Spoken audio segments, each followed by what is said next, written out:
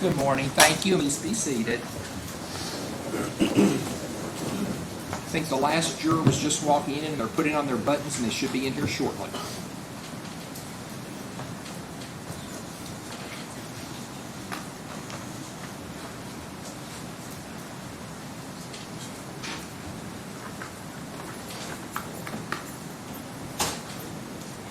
Bring them on in. Thank you.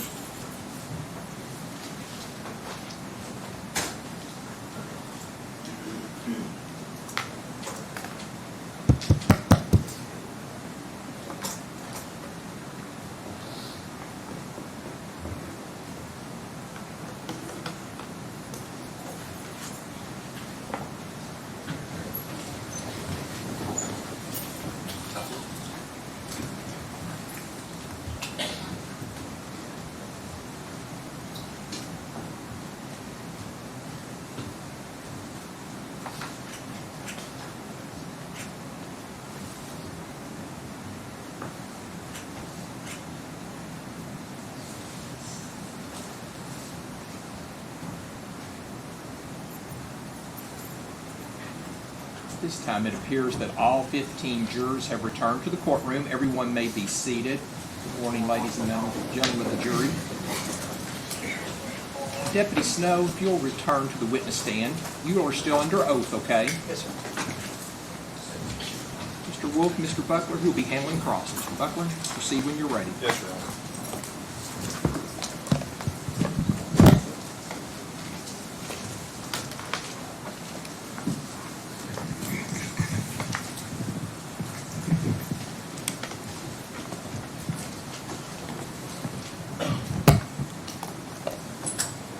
Deputy Snow, good morning to you, sir. Morning.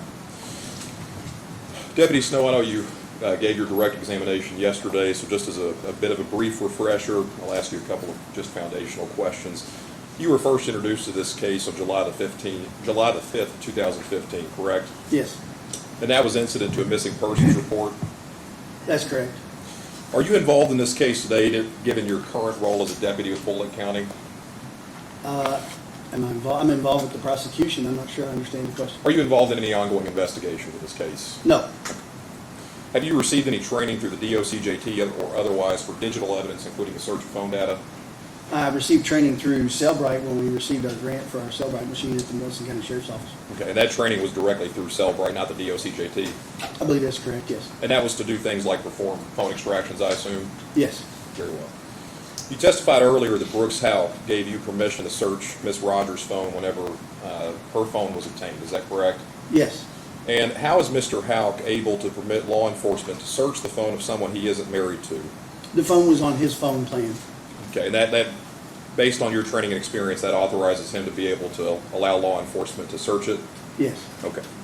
And expanding further on the search of Crystal Rogers' phone, isn't it true that the phone was in fact picked up first by the Kentucky State Police? picked up. What does that mean? I'm sorry. I should say that the phone first come into the custody of the Kentucky State Police before coming into the custody of the Nelson County Sheriff's Office. No, It went straight to the Nelson County Sheriff's Office? yes, Okay. And then the extraction itself was thereafter taken to the Floyd County Sheriff's Office, is that correct? we had another extraction done at the Floyd County Sheriff's Office. That's correct. Okay, and is there any reason, I should ask you this, are you aware of the Regional Computer Forensics Lab at the FBI? RCFL, yes, sir. Okay, and RCFL, do you all routinely, or I should say prior to your role currently as a deputy with Bullitt County, did you all routinely use RCFL for phone extractions with the FBI? Yes, we'd used them in the past. Is that because the FBI and RCFL had more resources to do phone extractions? They did. They had more resources than we did at the time, yes. Okay, and would that be more expansive than something like Cellbrite? Potentially, depending on if you take the phone to RCFL to do it, what they call a self-serve kiosk, it would be the same thing that we would do with the Cellbrite. If you give it to them to do, they can potentially unlock other things if they send it off, if they deem it necessary to send it somewhere else. Okay, just so for a point of clarity, the phone that was taken to the Floyd County Sheriff's Office was to do a Cellbrite extraction, correct? My understanding from talking to Trooper Scott Brown at the time was, excuse me, just a second, Take your time, sir. was that they had some additional capabilities to potentially unlock deleted content I don't believe that was the case after we got the download back. I don't think we got anything additional from it, but we gave it a shot. Okay, and is it your understanding that the Floyd County Sheriff's Office has the same resources as it relates to phone extraction as does RCFL? I don't know what resources they have. I did not go there. Okay, you didn't participate in that phone extraction at Floyd County, correct? Correct. Okay, just want to clarify that. Thank you, sir. And you also testified that as of July of 2015, the Nelson County Sheriff's Office actually had Cellbrite extraction software or technology. Correct. We had a Cellbrite machine at the time. And is there any reason that the phone was not searched at the Nelson County Sheriff's Office, considering the fact that the Nelson County Sheriff's Office did have Cellbrite? Yeah, we were pretty new at it, and I think we gave it a shot to download it, but we had some difficulty with it, and rather than to try to continue it, we went with another agency to try to somebody that had more experience in the machine. I'm sorry, I didn't mean to interrupt. That's okay. I apologize. I want to talk about Miss Rogers' car. Do you agree that it was you and Mrs. Hartman that requested to process Crystal Rogers' automobile on the same day, July 5th of 2015, when it was recovered from the Bluegrass Parkway? I believe the sheriff made the request. Sheriff Ed Mattingly made the request for Bardstown Police Department. That processing request was made July 5th of 2015, the same day that it was recovered from the Bluegrass Parkway? I think so. All right. And Miss Rogers' vehicle was a 2007 Chevrolet Impala, correct? That sounds right, yes. You testified earlier the car was not processed on site, meaning it wasn't processed on the Bluegrass Parkway, but instead it was actually processed at the Sheriff's Department. Actually, at the secure lot at Coulter's Towing. Okay, but it was not processed on site. Correct. Understood. You testified that nothing of evidentiary value was discovered in her car. I don't think so. I don't think I testified to that. The phone, the purse, the keys, those were all taken. There was no physical evidence of any value taken out of the swabs and things that we could find. Was there anything of value discovered in her vehicle outside of swabs and things of that nature? Anything of evidentiary value? Other than her phone and her purse? Okay. No. Other than her phone and her purse, was there anything of evidentiary value discovered in her car? Not a physical evidentiary value. The circumstances surrounding the fact that the keys and the phone and the purse were left in the vehicle, we would consider that circumstantial evidence of something being amiss. Okay. And you would agree then that certainly as of July 5th of 2015, Crystal Rogers' car was the only piece of physical evidence that law enforcement had been able to obtain pertaining to her disappearance. Is that accurate? And the items received from the car, yes. Okay, very well, thank you. And you testified specifically about the recovery of certain items in the vehicle, and I think you just alluded to tape lifts, right? Tape lifts? Oh, fingerprint lifts. Is that what you're referring to? Well, I'm referring to tape lifts of hair. Were there any tape lifts of hair collected from her? I believe Ms. Hartman collected some hairs, yes. Okay. And so it's your understanding that there were at least some tape lifts in her vehicle that collected hair that were found in the vehicle. Is that accurate? Yes. Okay, very well. And is it your understanding, and I believe you testified to this yesterday, that the tape lifts collecting hair were actually sent off to the Kentucky State Police for further testing? I believe so, yes. And further analysis? Analysis. Yeah. And in your training and experience, what is the purpose of collecting evidence such as hair in a missing persons case? Well, it can do a few things, actually. Some of it is comparative, some of it is for DNA standard. It just depends on what condition the hair's in, and what exactly you're trying to ascertain from it. I believe that if you have a root on the hair, then there's more of a possibility of getting a DNA sample from that hair as opposed to one that doesn't have one. And when you say DNA sample, are you referring to DNA profiling? Yes. And that's, for lack of a better term, a code that identifies a specific person? It can, yes. Okay, very well. And the same thing goes for things like blood and skin and other genetic material, right? That they contain DNA? Yes. Yes. Yes, thank you. And the tape list from Crystal Rogers' car, as you said, collected human hair, right? Nothing else? As far as I remember, yes. Okay. No blood, no skin, nothing like that? Correct. Okay. And to the best of your knowledge and belief, were the hairs that were collected via tape lift from Crystal Rogers' car, were those tested later at the KSP facility? That's my understanding, yes. Do you know what the extent of the testing was through KSP? After my involvement with the case, or at Yes, the sir. time? Well, and I should ask this question just to establish that foundation. Did you were involved in this case on an investigative level through 2019 prior to your retirement, correct? That's correct. Okay, so up until 2019, were you aware of what testing was done at the Kentucky State Police Laboratory as it relates to the hairs that were tape lifted from Crystal Rogers' car? We had some conversations with about those hairs, and my understanding was that if certain testing was done with them, that it would potentially destroy the hairs, and so we opted not to do that testing specifically until we knew more. They did do some comparative analysis of them with other hairs, I believe, but that was all the testing that was done at that time.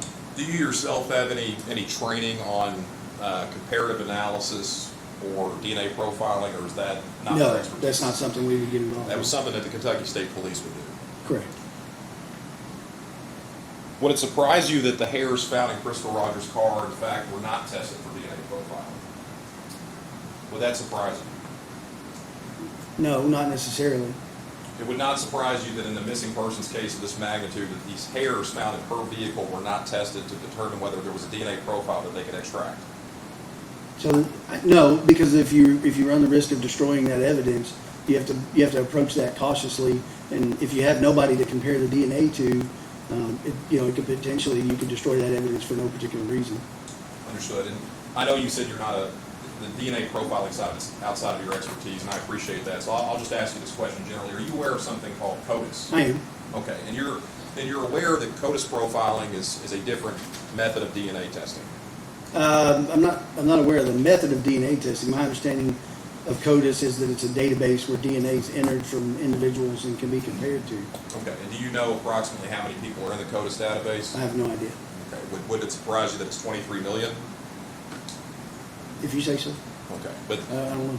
But despite the fact that the hairs might have been destroyed through the testing process, is it your understanding that because of the risk of sample destruction, these hairs were not tested against a database that could have potentially matched against 23 million people in that database?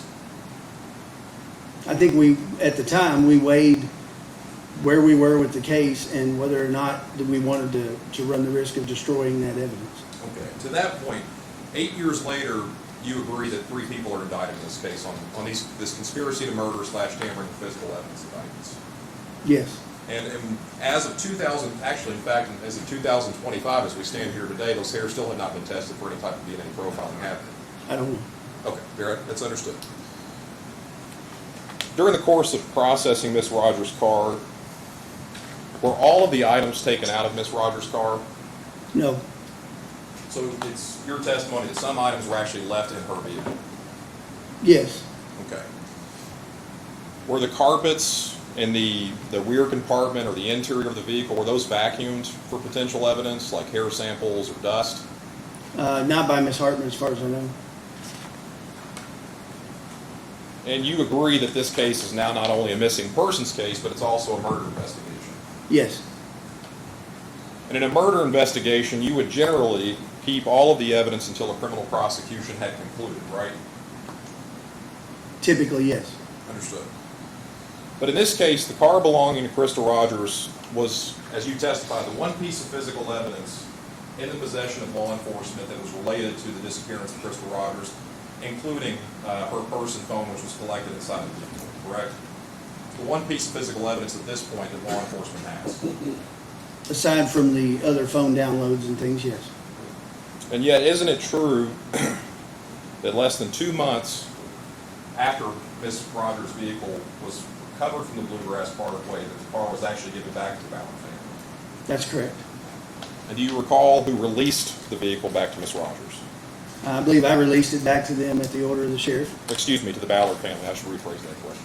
It was you that released it back to the Ballard family. I believe so, yes. May I approach the Commonwealth? You may.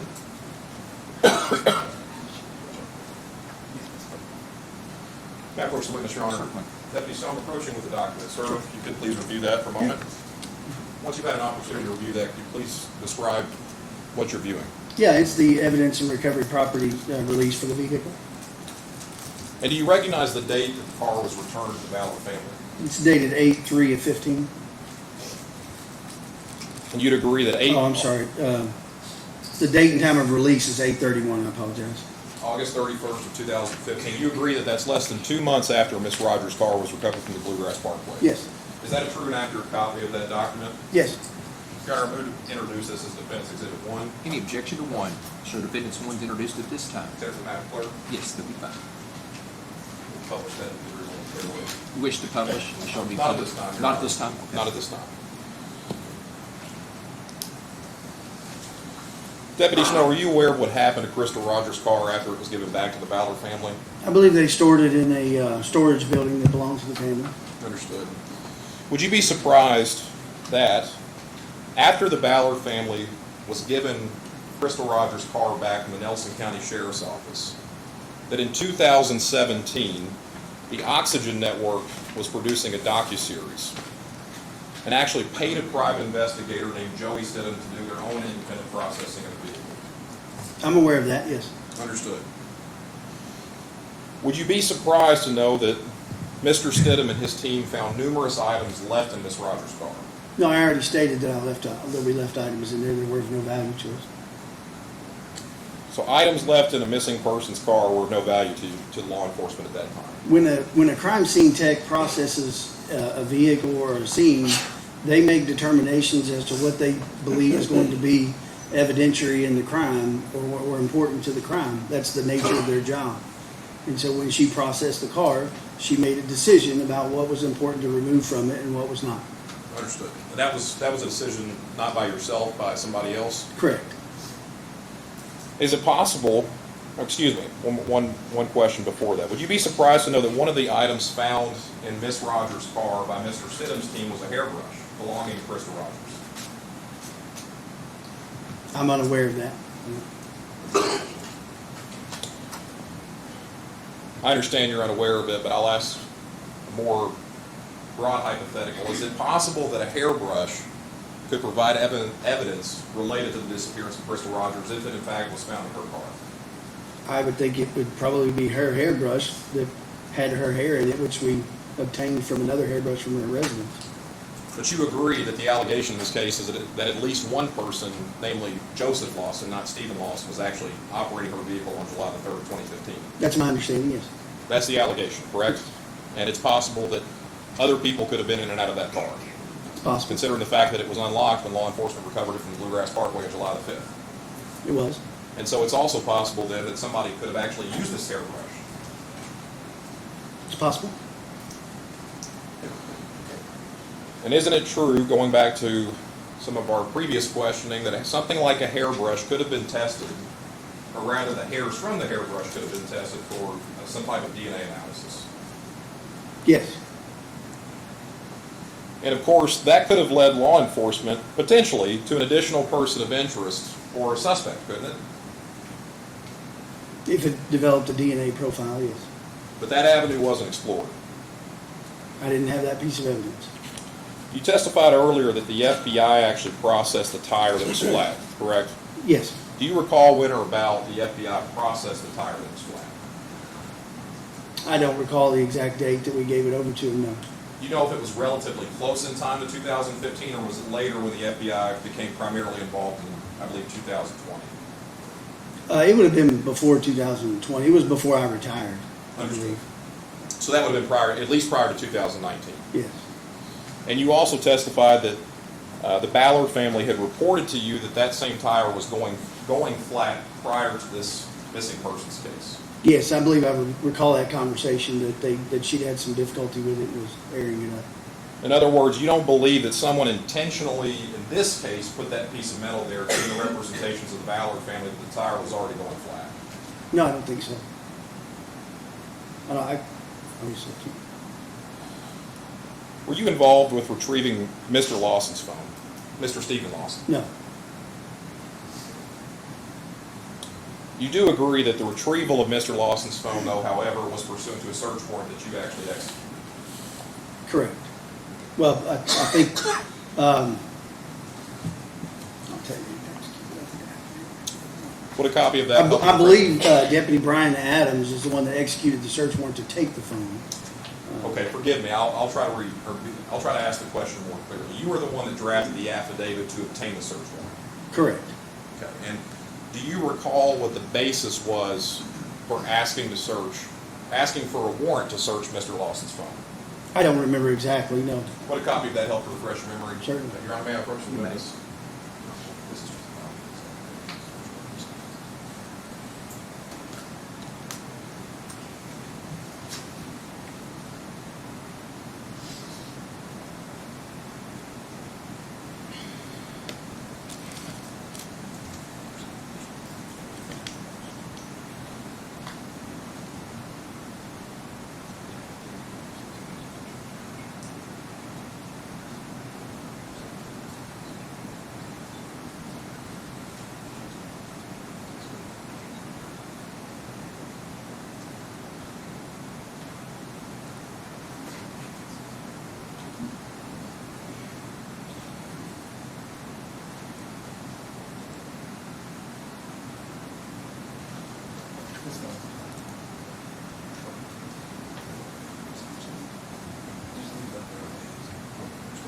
Your Honor, may I approach the witness, sir?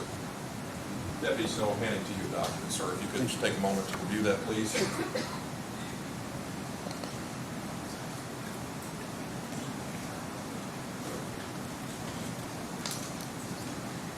Deputy Snow, after you've had an opportunity to review that document, can you please describe what I've handed to you?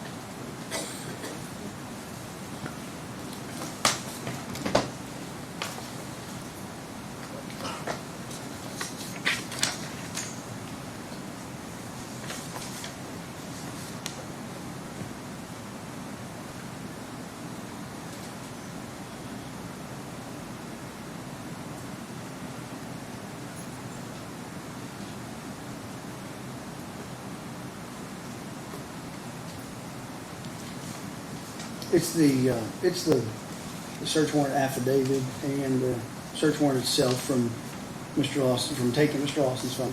Okay. And phone Mr. records. I apologize, Deputy That's Snow. okay. Were you finished with your Yes. answer? Okay, thank you. You drafted that affidavit, correct? I did. And you drafted that affidavit on August the 13th of 2015, correct? That's the date on it, yes. All right. And that was approximately, give or take, 4 or 5 weeks removed from obtaining Miss Rogers' car or the missing persons case first being reported. 1st of July to the middle of August, so a little longer than that, but yeah. And the search warrant that you sought out pursuant to the affidavit that I've handed to you was to both search Mr. Lawson's phone and to seize Mr. Lawson's phone, correct? Yes. And for seizing, meaning for the Nelson County Sheriff's Office to take physical custody of it, to search it was to actually extract the data from the phone. Yes, sir. Do you agree or disagree that it's best practice when searching a phone or extracting the data from the phone to do it as soon as you possibly can? I would not disagree or agree with that. I think the best practice is to do what you think is going to be most fruitful for that piece of evidence. Understood. And would it surprise you that the longer a phone sits still and is not searched, the more likely it is that certain data can actually be deleted from the phone? I would disagree with that. If the phone is turned off when you seize it, there's no reason for the data to be deleted off of it. Well, when you reboot the phone, isn't it true that the phone may perform things like software updates? It can if it has access to the internet. Okay, will that possibly trigger some data to potentially be deleted? No, we would put the phone in airplane mode and not give it access to Wi-Fi or cellular signal. And you all follow those practices to the best of your recollection as it relates to Mr. Lawson's phone? Well, yeah, I didn't download it, but I assume everybody that went through the same Cellbrite class does the same thing. That's an assumption, though, correct? Correct. I did not download his phone, so. Okay, so you can't confirm or deny. Correct. Do you recall when the phone was searched? When it was actually extracted? It was initially sent to the FBI for an extraction for a report that they were working on, and then it was returned to us, and then one of the detectives that was working with me, Jamie Brooks, downloaded it at RCFL in August of 2016, I believe. August of 2016, which would have been an entire year removed from when the phone was actually seized, correct? That's correct. Is there any reason that you can reference as to why the phone sat for an entire year before it was actually extracted for data? Yes, I was trying to get the cell phone download from the FBI. The individual agent that was responsible for that had gone back to where he was from, and we were communicating back and forth, and I was trying to get it from him. When it became apparent that I wasn't going to get it from him, we made the decision to re-download the phone at RCFL. Understood. And you might have just answered this question, but you testified obviously a couple of times that the Nelson County Sheriff's Office, at least as of July 2015, had Cellbrite technology. Yes. And yet Mr. Lawson's phone, instead of being searched at the Nelson County Sheriff's Office, it wasn't searched for an entire year and searched later at a different entity. Well, it was searched before that year. It was searched by the FBI, but I did not have access to the download.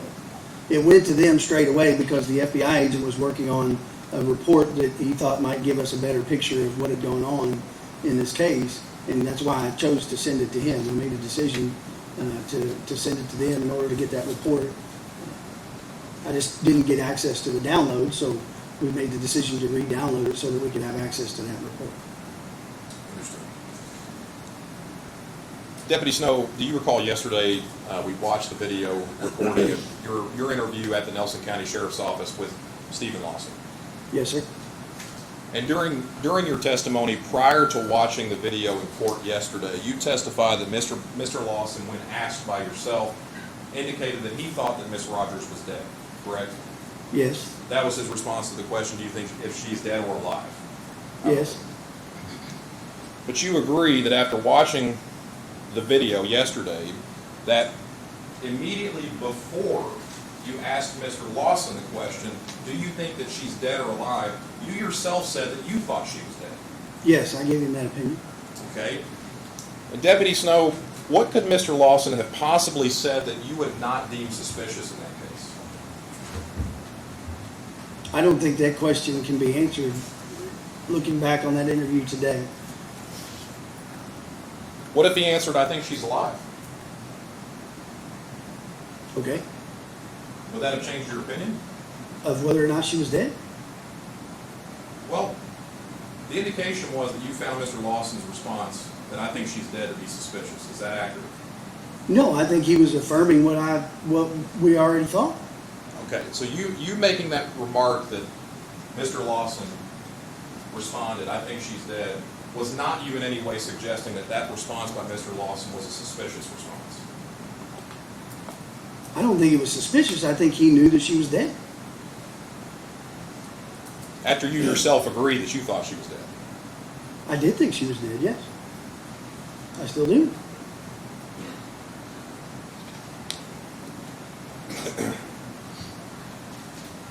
Just a few more questions, Deputy Snow. In a case such as this one, you agree that there have been numerous suspects over the years? There's been a lot of people that we talked to about the case.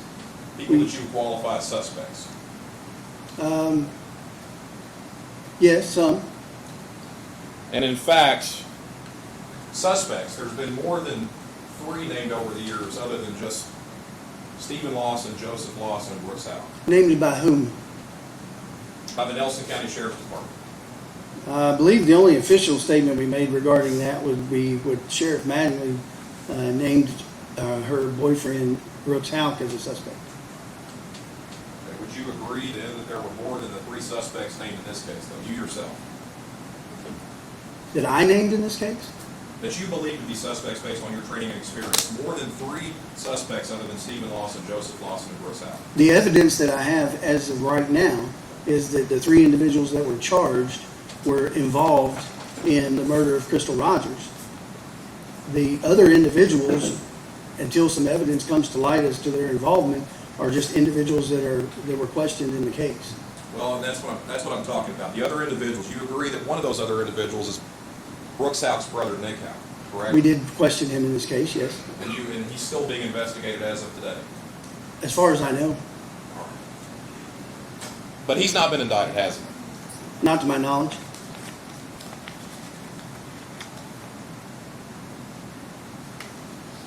If I could have one moment, Your Honor.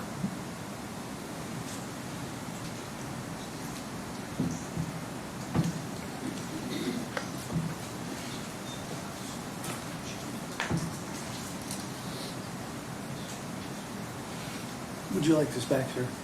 Yes, I apologize. Your Honor, first witness. Your Honor, I'm not moving to introduce this. Final question, Deputy Snow. Yesterday you testified to the effect of that you have not observed anything indicating the existence of Crystal Rogers since July 3rd, 2015. Is that accurate? That's correct. I could only testify to up to 2019, but up until that point, we had found no reason to believe that she was still alive. So are you aware or unaware that there was a request for a tax refund for COVID benefits for the 2019-20 tax season? I don't have any access to tax information. That is strictly held by the IRS. Understood. And that might have been after your time during the investigation as you retired in 2019. That's correct. Understood. Thank you. That's all I have, Your Honor. Any redirect? Yeah, just a few, Judge. Are you aware, during COVID, okay, are you aware that there was quite a bit of tax fraud going on? There was a lot of reporting about tax fraud. Have you heard the President of the United States talk about waste, fraud, and abuse? Correct. Okay, and the fact that people were filing claims on dead people. I had heard that on the news, yes. So would it surprise you that if someone did file a tax claim using Crystal Rogers' name, that she would still be deceased? That's correct. Now, are you aware of the filing in this case that named Nick Houck and Rosemary Houck as co-conspirators in this case? I was not aware of that filing, but Are you aware of conversations that we've had where we expressed that we believe Rosemary and Nick Houck to be involved? yes, Nick Houck is a police officer, correct? he was. Who do you think would be the best person to plan out a murder? Objection. Sustain the objection. Is that a basis? Go on the bench.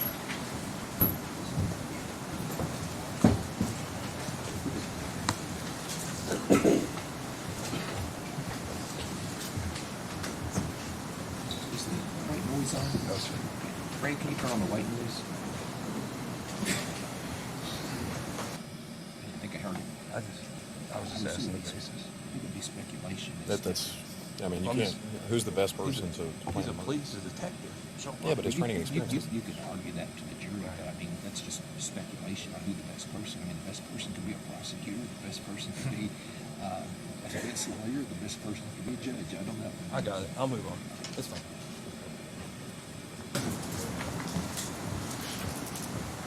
Have you received, oh yeah, I got you. Have you received training on investigation of homicides? Yes, Do you receive that type of training just in general? When you go through training, do you receive training on crime scene investigation? it's a separate class from the homicide class, but yes, I took that class. Okay. And do you receive basic training like that when you go through DOJCT? Very little. It's mostly specialized after you become a detective. You would seek out your in-services for the year that that were geared toward whatever part of the job you were performing. Do you receive training on investigating crimes? Yes. Okay. Yes. And is this training that general civilians get? No, This is something specific to police officers, correct? that's correct. Okay. Now, you had to obtain a search warrant because you asked Mr. Lawson to bring in his phone, correct? Yes. And what did he tell you? No. Now, in Nelson County, you all cannot do a complete download of a phone back in 2015, correct? That's correct. The Cellbrite machine, and I'm not an expert on Cellbrite, but when we purchased it, they explained that there were different levels of licensing. I assumed it was for profit purposes. And so because we were on a grant, we bought the basic level of that software that came with the machine. And all the suspects that the defense attorney can talk about and all the stuff you haven't done or did do or whatever, does that change the fact of what Steve Lawson's role was in this to you? Objection. We see counsel at the bench.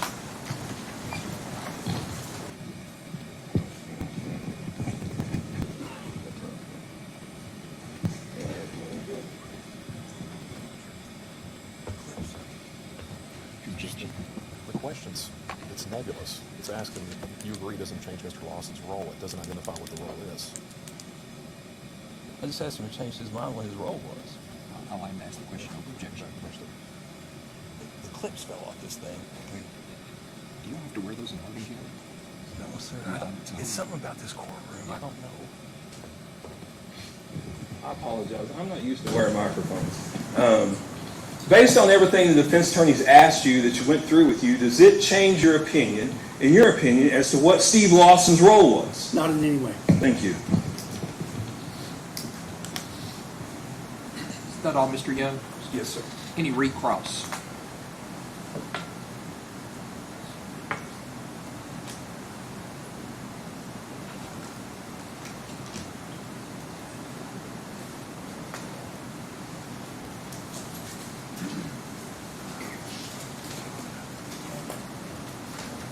Just one question. Yes, sir. Deputy Snow, you agree that your opinion as to what happened has nothing to do with the jury's role in this case? I guess that's up to the jury. Well, you agree I the don't- jury is the fact finder, Correct. and your opinion is not a fact. Correct. That's all I have. Anything else this witness? No, sir. Any questions from any jurors? Any questions? Okay. Deputy Snow, you can have a seat at council table. Call your next witness. Lauren Harden Bell. Lauren Harden Bell. Harden Bell, okay?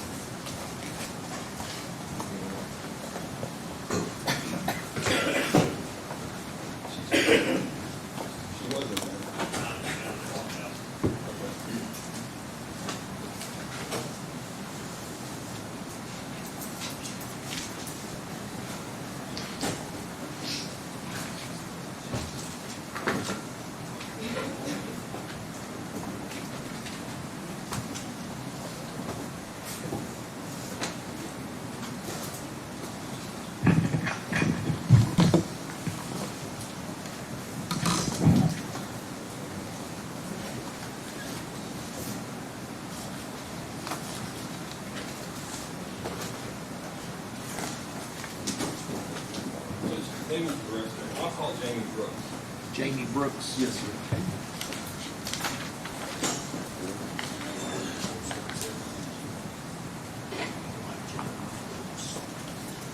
He's there.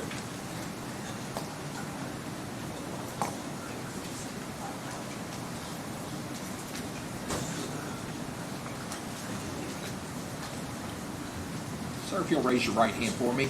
Do you swear or affirm the testimony you're about to give will be the truth, the whole truth, and nothing but the truth? Thank you, sir. If you have a seat right there, try to sit as close to the microphone as you can, and please answer all questions asked of you. Detective? Yes, sir. All right. Would you please introduce yourself, ladies and gentlemen of the jury? My name is Detective Jamie Brooks. All right, Jamie, and where are you employed? I'm currently employed with the University of Louisville Police Department. Okay, and what do you do there? I'm a detective. All right, go ahead and look at the jury. Yes, I know sir. you're looking at me. Yes, sir. And how long have you been a police officer? Approximately 25 years. Okay, and go through, have you been at U of L the whole time? No, sir. All right. Where have you been? I spent most of my career with the Jefferson County Sheriff's Office in Louisville, Kentucky. Okay, and what'd you do there? I had multiple assignments, but my last probably 10 to 12 years, I was on a federal task force, multiple different task forces from DEA to IRS. Okay. And in part of that, did you help Detective Snow back in 2015? Yes, sir, I did. Okay. In 2016? Yes, sir, I did. Okay. And Detective Snow has testified that he had checked a phone out to you. Is that correct? That's correct. And who did that phone belong to? That phone belonged to Steve Lawson. Okay.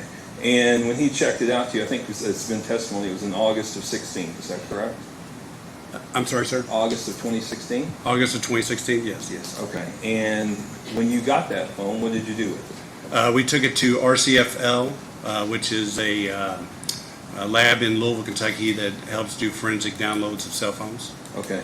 And are you a expert in phone downloads? No, sir, I'm not. Okay. Are you what you would call a novice in phone downloads? Probably not even that good. Okay. All right. So is RCFL, tell the ladies and gentlemen of the jury what happens when you go into RCFL with the phone. So you schedule an appointment and you show up and they have a technician that works with you and they take the phone and they show you how to plug it into a computer and it creates a report. It downloads the phone and most of the time it takes 2 to 3 hours to get the full download down.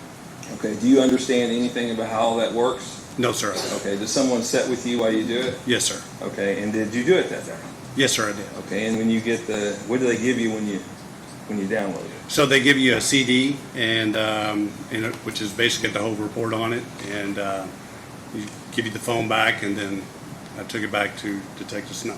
Okay. And did you take the CD and the phone back to Detective Snow? Yes, sir, I did. Okay. And he placed that in evidence? Yes, sir. Judge, I don't have any further questions this time. Any cross? No, sir. Any questions from any jurors? May this witness be finally excused or is he subject to recall? If you're finally excused, you may go. Thank you. Call your next witness. Thank you. Lauren Hardin.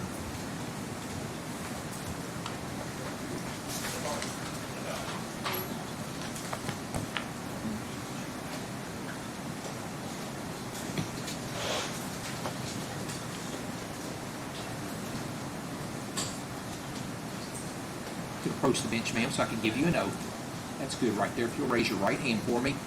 Do you swear or affirm the testimony you're about to give will be the truth, the whole truth, and nothing but the truth? Thank you, ma'am. If you'll have a seat right over here, try to sit as close to the microphone as you can, and please answer all questions asked of you. Mr. Young, proceed when you're ready. Yes, sir. And Lauren, I want you to answer. Don't look at me. Okay, look at them. Would you give me your name, please? Lauren Hardin, All right, Lauren. And where do you live currently? Bardstown, Kentucky. Okay. And did you grow up around that area? Yes. All right. And who is your mother? Tammy Lawson. Okay. And I believe Miss Lawson passed away in 2017. Is that correct? Yes. Okay. And at the time of her death, was she married to the defendant? Yes. Okay. And how many daughters are there? 2 of us. 2 of you? Okay. And what's the name of your sister? Morgan Bell, Okay. And back in 2015, where was Morgan living? Cincinnati, Ohio. Cincinnati, Ohio? Okay. And was there any other daughters? No. All right. So, in July of 2015, were you living next door to your mom and the defendant? Yes. All right. And the defendant had testified in the Nelson County Grand Jury in September of 2015 under oath that he had made a 13-second phone call to Brooks Halkett shortly after midnight on July 4th, and that the purpose of that call was to see about renting an apartment for you. Were you looking for an apartment to rent? No. Okay.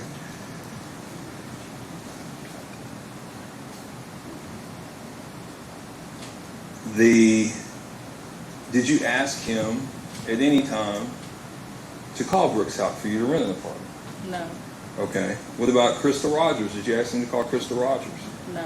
Had you ever rented from Crystal Rogers and Brooks Halkett yourself? Yes. All right. And tell me about that. Did you stay the whole time or your lease? I didn't stay my whole lease. I was I was going through the process of eviction, but I moved out before the eviction took place. Okay.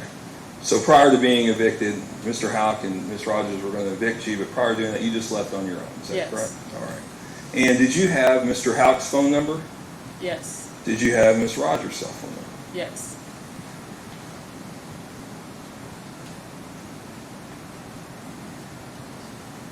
Now, would you have been at Mr.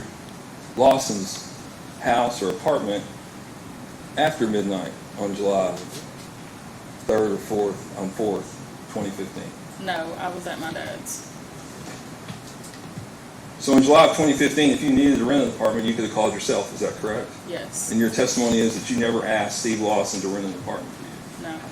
Judge, I don't have any further questions this time. Andy Cross? Okay, Ms. Hart. Now, this is not the first time you've told your story about this, is it? No. Okay. You have spoken to the prosecutor in this case before you testified today, is that right? Yes. Okay. How many times have you spoken to any person that you see at this table over here? And if you need to, you can stand up if you can't see him. I mean, I've talked to Shane a couple of times. Okay, so Shane being the one that just asked you questions, right? Yes. When did you talk to him last? Monday. Monday? Did he tell you what questions he was going to ask you when you got up here? I mean, he gave me a general idea. Okay. Did you rehearse what you were going to tell this jury before you got on this witness stand today? No. Okay. You said you talked to him a couple times. That would have been, I guess, the last time? Yes. Okay. When did you talk to him prior to that? It's been a little while ago when I got served my subpoena. Okay. How long, when you say a little while ago, to give me some idea. A month ago, 6 months ago, when was it? Month or so ago.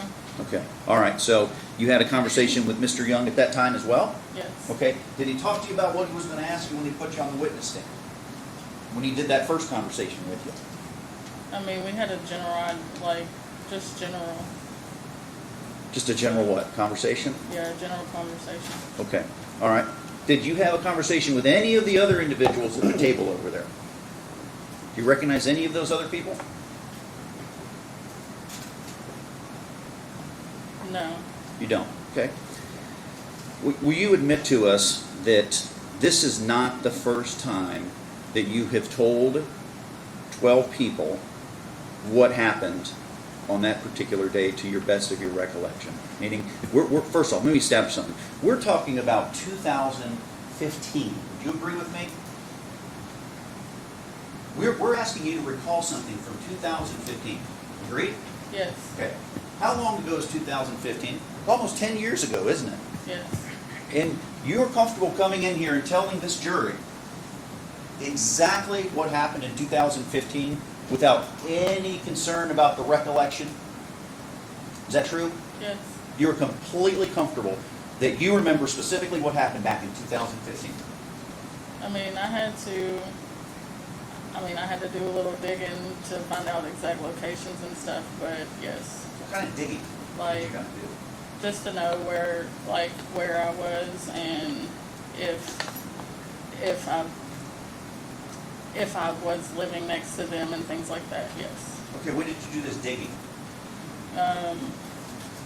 When I spoke with the FBI. Okay, and so even though the FBI is not sitting at that table, you have spoken to other individuals on as far as law enforcement prior to coming in here, correct? Yes. And they basically have asked you to remember to the best of your ability what happened, correct? Yes. Okay. And then your testimony is you have to do some additional digging to remember what happened, right? Yes. Good. Now, isn't it true that back in 2015, you were a heavy drug user? I did use drugs then. Okay. What kind of drugs did you use? Mainly pills, Mainly pills. Okay, what kind of pills? pain pills. Okay. Were you addicted to pain pills back in 2015? Yes, I was. Okay. Are you addicted to pain pills today? No, When did you stop being addicted to pain pills? 2018. 2018. Okay, so you've been clean now for, 7 years? Yes. Okay. And it is your belief then, as you sit here today, while you were addicted to pain pills in 2015, you can look at those 12 jurors and tell them specifically what you just told them without any equivocation, correct? Yes. Okay. Now, as far as your need for a place to live back in 2015, the question, of course, is whether or not, when Steve Lawson made a phone call, whether or not you needed a place to live and why he would be asking about that, correct? Yes. Isn't it true, back in 2015, that you were in fact being evicted from the place that you were living?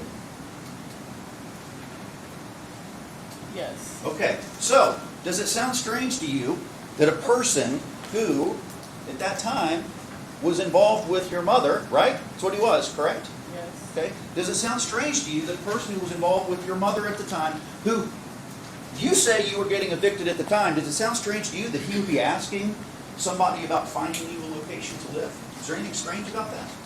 No, it's not unusual, but I did not ask him to. Okay. So just to put a point on it, you didn't ask him, right? But you wouldn't find it unusual, knowing your relationship with Steve Lawson, that he'd be asking somebody else about a place for you to stay. Would you agree with that? I mean, I could agree with that. Okay, thank you. No additional questions. Any redirect?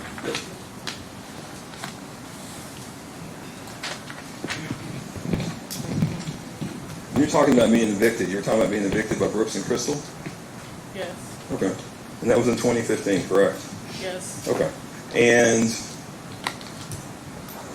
you testified in the grand jury, correct? Yes. Was your testimony consistent then? Yes. Has your testimony ever changed, whatever you told anybody? No. Did you ask Steve Lawson, which is what Steve Lawson told the detectives, told the grand jury, to under oath, that you asked him to call him? Did you ask him to call? No. So that's untrue? Yes. Were you at his house that night? No. He's testified that you were at his house. He's made statements that you were at his house. Is that true? No. No further questions.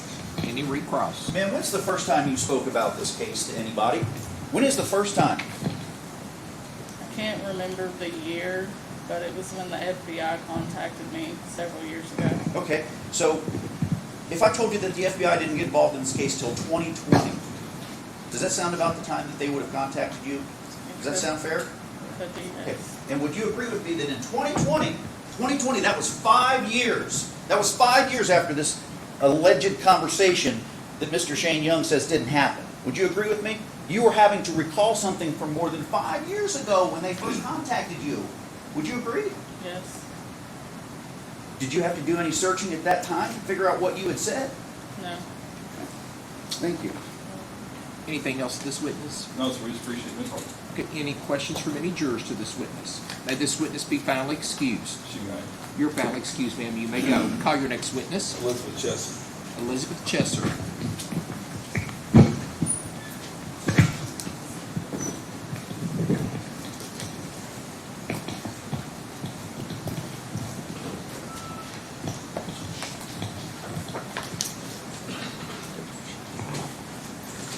Ma'am, if you'll come up here, please. Approach the bench and raise your right hand for me. Keep on coming straight up. That's perfect right there. If you'll raise your right hand. Do you swear or affirm the testimony you're about to give will be the truth, the whole truth, and nothing but the truth? Thank you. If you'll have a seat right over there.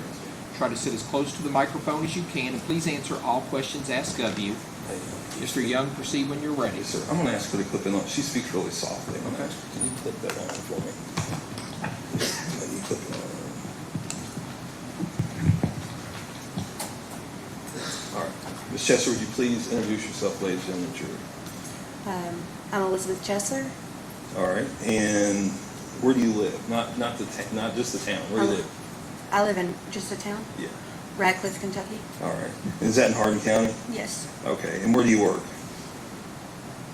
At Stepworks of Elizabethtown. Okay. And do you work with people who are recovering addicts? Yes, in the Okay. first 30 days of treatment. Okay. And are you over that program?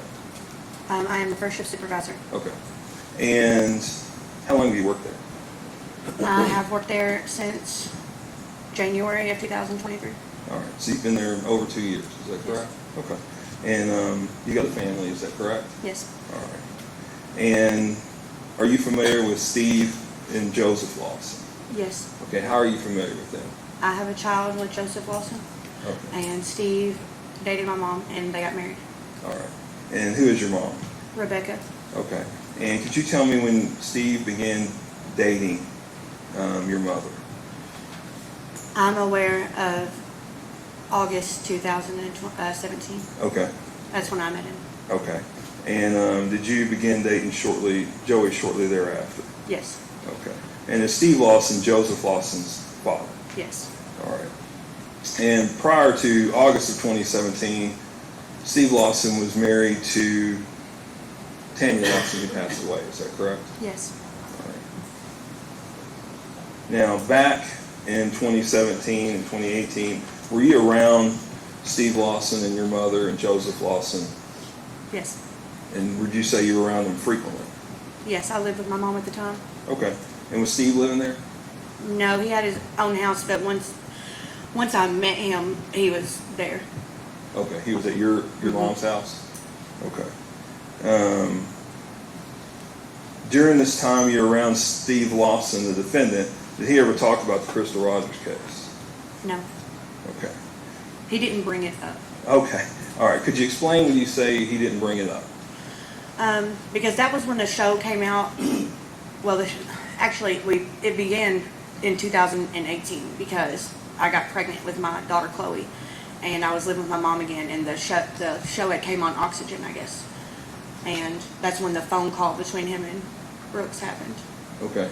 and that's when it got brought up Okay. How do you know there was a phone call between him and Brooks? because it was on the TV. Did the TV say it was between him and Brooks? You could tell it was Steve's voice. Okay. So what I'm asking you is, did you learn it was the defendant on the phone with Brooks out, or did you come to that conclusion yourself? I came to that conclusion myself, and because my mom was sitting there watching TV with me, she called him out into the living room and asked him Okay. if that was him. Okay. So what did he say? Yes. All right. So he admitted that was him on the phone with Yes. Brooks out. Okay. All right. When was the last time you had contact with Steve Lawson? I want to say it was Chloe's birthday, her 5th birthday, Okay. And how long ago that been? over a year ago. Okay. And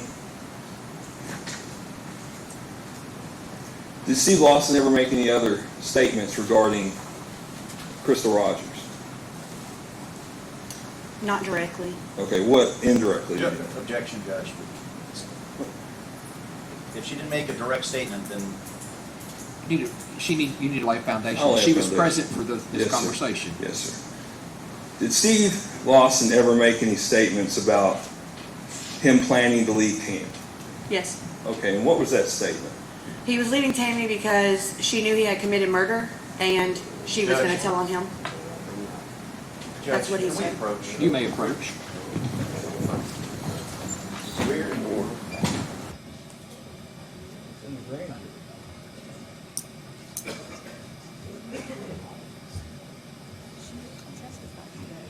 In the grand jury. What exactly did she just tell the jury? He committed murder. Leaving. And now we've got, that's what her mother said to her? No, that's what Steve said to her. He has, she has never said that. Yeah. Grand jury, when did you say that? Yeah, when did she say that? In the grand jury. In the grand jury in 2023, she testified. I don't It's have, also in her 302.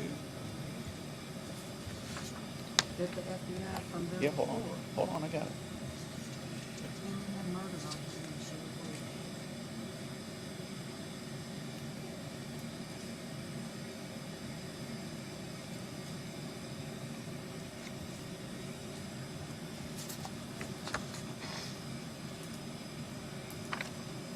Is this a 302 that it's in?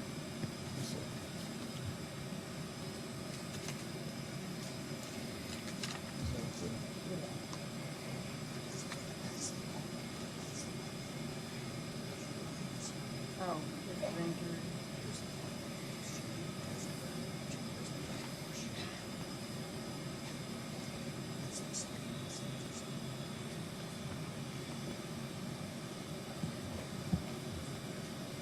That he committed murder and she knew and she couldn't take it anymore and she was gonna tell on it. So they left. That's the verbatim statement in the grand jury. Let me read it for a second.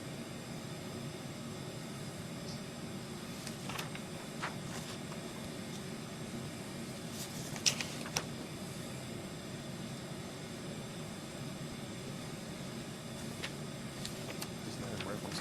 Yeah, it doesn't say that he said that to her. Read this in its context.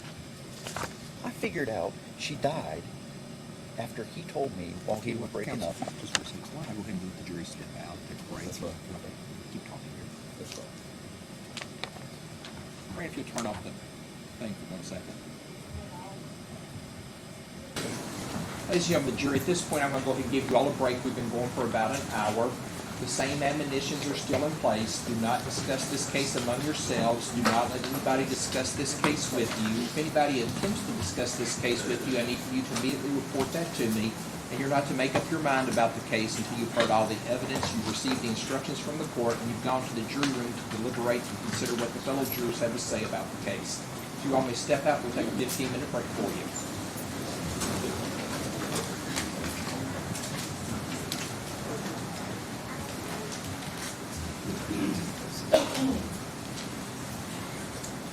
Ms. Chester, you may take a 15-minute break also, okay?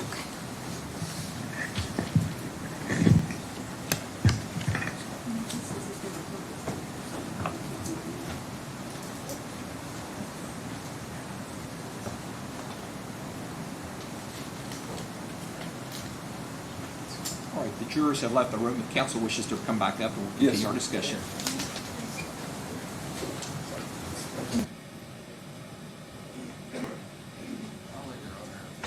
It's down at the bottom of the next page. So this is the grand jury. Isn't that what, It's the bottom. she said Tammy Lawson? It says EC. Who's EC? It's her right there. It's SYG. This is- Okay. Here's where it is in 302 also. I know it was the year after they saw this one. The day before it was Isn't that what Tammy Lawson said to her?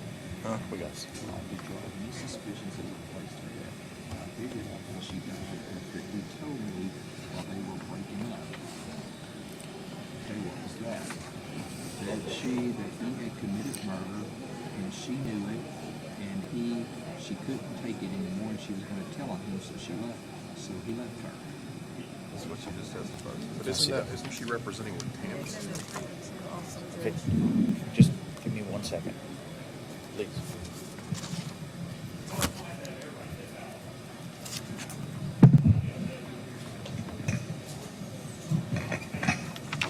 Let me go turn my microphone off real quick.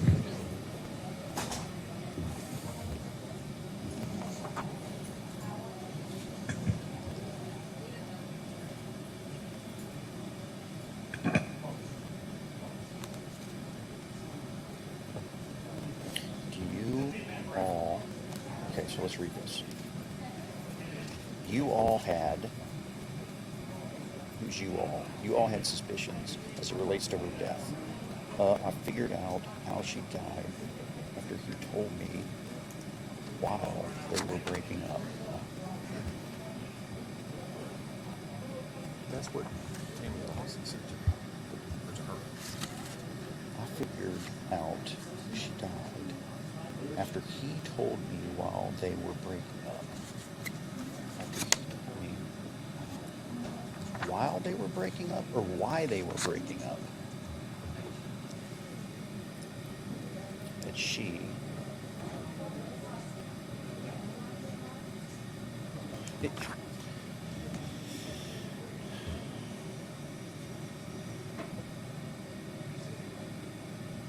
What's in the context?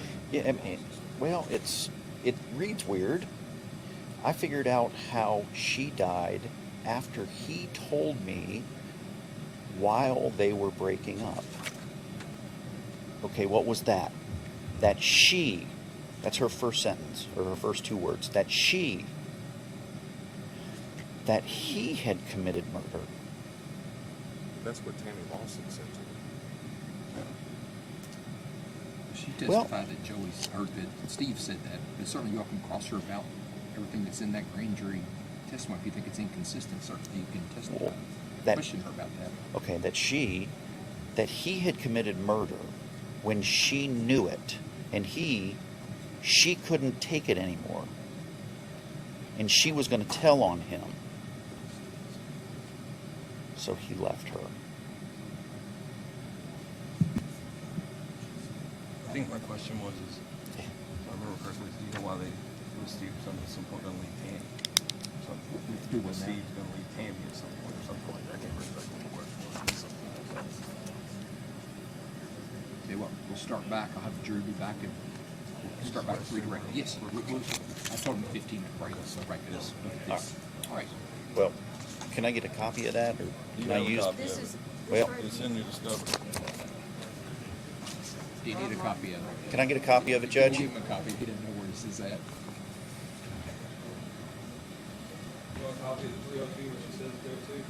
Please, thanks. Brandon, take a break.